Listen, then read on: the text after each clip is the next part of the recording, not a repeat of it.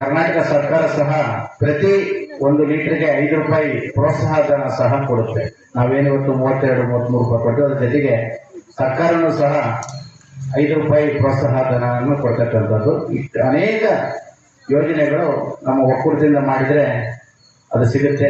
ಇಷ್ಟು ದಿವಸ ನಿಮ್ಮ ಸಿದ್ದೇಶ್ವರ ಗ್ರಾಮ ಇಂಥ ಎಲ್ಲ ಅವಕಾಶಗಳನ್ನ ವಂಚಿತರಾಗಿದ್ರಿ.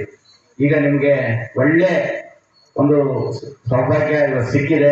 ನಿಮ್ಮದೇ ಆದಂತ ಒಂದು ಮಹಿಳಾ ಸೊಸೈಟಿ ಆಗಿದೆ.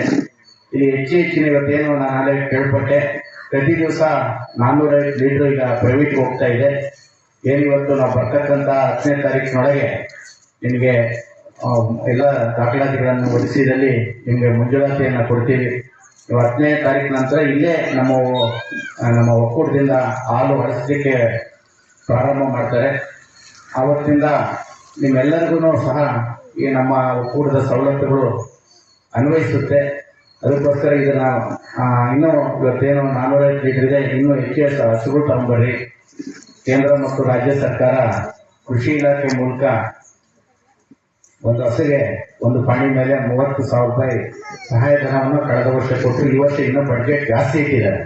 ಅದರ ಸಹಕಾರವನ್ನ ತೆಗೆದುಕೊಂಡು ಇನ್ನೂ ಹೆಚ್ಚು ಹಸುಗಳು ತಗೊಂಡ್ಬರ್ರಿ. ಮತ್ತು ವಿಶೇಷವಾಗಿ ನೋಡ್ರಿ, ಈ ವರ್ಷ ಇವತ್ತಿನವರೆಗೂ ಮಳೆ ಇಲ್ಲ. ಯಾಕಂದ್ರೆ ಇವತ್ತು ನಮ್ಮ ಜನ ನಂಬಿರೋದೇ ಮಳೆಯನ್ನು ಅವಲಂಬಿಸ್ಕೊಂಡು. ಆದರೆ ಇವತ್ತು ಮಳೆ ಎಲ್ಲಿ ಸೂಚನೆನೇ ಕಾಣ್ತಾ ಇಲ್ಲ.